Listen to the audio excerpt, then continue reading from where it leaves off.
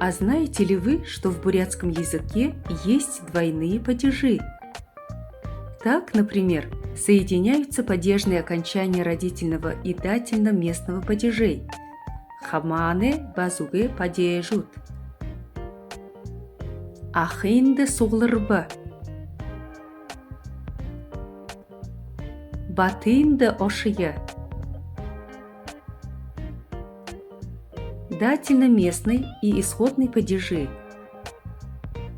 Зуге багаралы падежут. Гыртыге ошыба.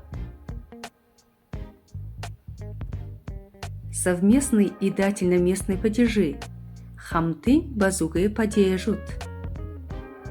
Наратеде гырте ябая. Совместный и винительный падежи. Хамтынба уилын падежут. Хамартейн эдижи туршиш. Барюлтейн абыш. Совместный и орудный падежи. Хамтынба зыпсыгы падежут. Амжылты тегар ажыллары. Шуло хартапхы тегар шанары.